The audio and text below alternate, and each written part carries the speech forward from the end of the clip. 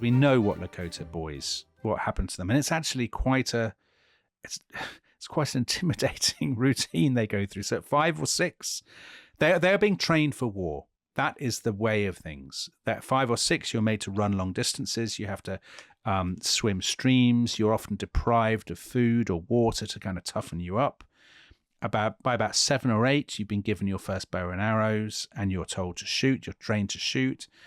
You're trained to ride. You would take part in your first raid when you're about 14 or 15. You would be expected by the time you're 18 to have stolen a horse, to probably have taken a scalp. We'll get on to scalping in just a second. But you can opt out, Dominic. Yes. So you were talking about how unprogressive the Lakota are in their gender relations. Yeah. But there is, but if you say you decide that the whole scalping, it's not for you. It's not for you. This is your loophole, Tom. Your loophole is that you can put on a woman's dress and turn to cooking and things like that, and you become a winkte, which apparently is it's a kind of contraction of a Lakota word, basically meaning a male who wants to be female. So a sort of Lakota Gordon Ramsay would have been who fancied him life in the kitchen, would have been a winkte. Well, he was actually a footballer first, wasn't he? So he'd have done both. Yeah, I don't think he'd have gone for that. No. But Eddie Izzard, perhaps, would. Right. I mean, he could go for the winkte option. Yeah. Okay. So, I think I probably would have gone. I knew you were gearing up to this. I knew this is where this. What would you have gone for? Would you have gone for the whole scalping? I'm very conventional. Thing? I would have gone for the scalping. I think absolutely, but I'd have tried to move into kind of military intelligence as quickly as possible if that were an option. A Lakota flashman. Exactly. Yeah. Thanks. Bluffing. Yes. So the sort of rituals that you do, the things that sorry, not the rituals, the hurdles that you cross. The most important one is this thing called counting coup. And basically, this does seem kind of a bit odd to me, but anyway, I'm not a Plains Indian, so no wonder. It's really a mark of tremendous distinction. And what you need to have done is basically touched an enemy with a very long stick. And that's the highest war honor you get. And actually, what you want to do is you don't want to do it with a weapon, because that's sort of less audacious. It's touching him with this stick, a live enemy, not trying to kill him, but basically almost tagging him, isn't it, Tom?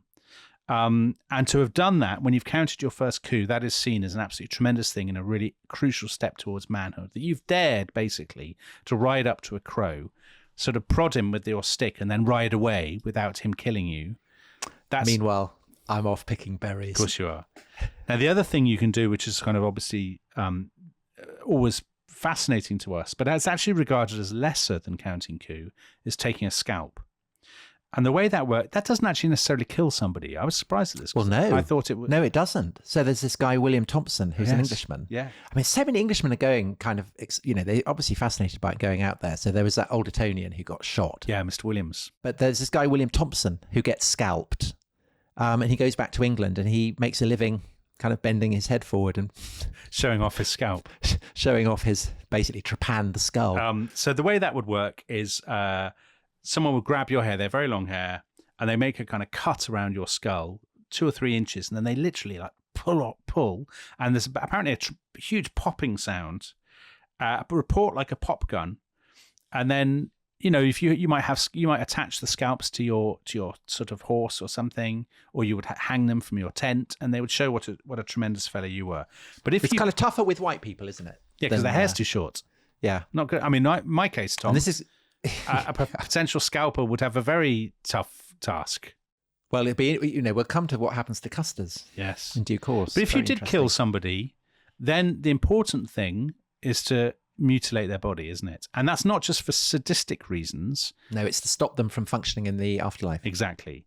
So they'd really go to town. They'd take out the teeth. They'd cut off your chin. And your nose. Take out take off the joints of your fingers. We've talked already about how your private parts get chopped off and left on rocks.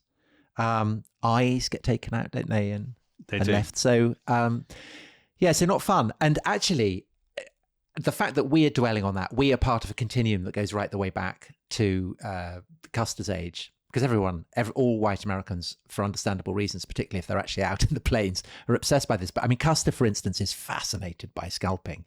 He says it's, barbarous, savage, but he is really, really very interested in it, as we are now. Now, of course, we find it, it's always described in terms of this is a sign of savagery and sort of goriness and stuff, but obviously that's not how the Plains Indians themselves perceive it.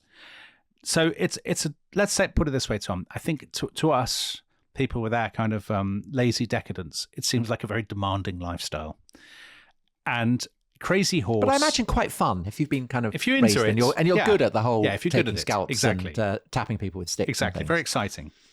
Crazy Horse is it's definitely exciting, and I think the fact it's fun and exciting is a massive, massive part of it. Right. Do you know what? It is a massive part of it because this explains why younger men in particular are very reluctant to accept a new life on the reservations, because they say, hold on, the older men are happy to accept the new life on the reservations because they've had their fun and they've proved their manhood. We are being denied our chance to have adventures. But I think it's more than just wanting to prove their manhood. I think it's the fact that it's kind of physically exhilarating. It's a bit like people who object to having fox hunting banned, who are growing up. And people, you can chase, I don't know, kind of socks or something around the, on a rope or whatever. It's not people want the chance to break their neck, because without the chance of breaking the neck, the excitement is, it's not my kind of bag, but I can understand that. And I think that is a crucial part of why, they don't want to give it up. They enjoy it. No. And Crazy Horse certainly enjoys it. So there are all stories told about him when he's in his teens, seeing off grizzly bears, fighting Arapahos, fighting crows and things. And this is what gives him he's then given his name, Crazy Horse. Because his dad's called Crazy Horse. That's right. And his dad at one point says, basically, I'm no longer Crazy Horse. I give the name to you. This is quite common. Now, the other thing that people say about him is he's not just brave, but they say he has medicine. Now, this is such a mistranslation. It sounds like a GP. It does. It sounds like they're walking around with painkillers.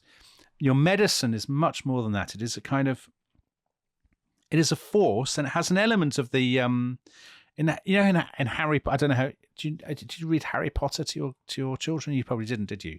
So they have a thing called a Patronus, which is like a spirit animal. And as in like Philip Pullman. Kind of a bit like that, yeah, a little bit like that. So there's an element of that with these chaps. So they would have a vision, and a creature might appear to you, and that becomes your medicine, and you would emulate your helper. So it might be an eagle, and you have the swiftness of an eagle, or it might be the cunning of a fox, and you would paint that symbol on your shield, on your... What do you think you'd have? Deep down, I know it's a dog. There's no way of getting away from this. What would you have, Tom? Oh, a velociraptor. A velociraptor. That's mean you wouldn't be allowed that. I don't think they. Why not? They wouldn't allow you to have it. They'd say you can have a bird of some kind. Okay, maybe. So the same period. This is when paleontologists are going out. Oh, so, come on, we can't allow so one of them will become big friends with Red Cloud. Right. Okay. Othniel Charles Marsh, and he'll become a big ally of Red Cloud in Washington. Is that so? Red Cloud's, yeah. Well, we'll come to that. Okay. I think you'd have like a sparrow or something.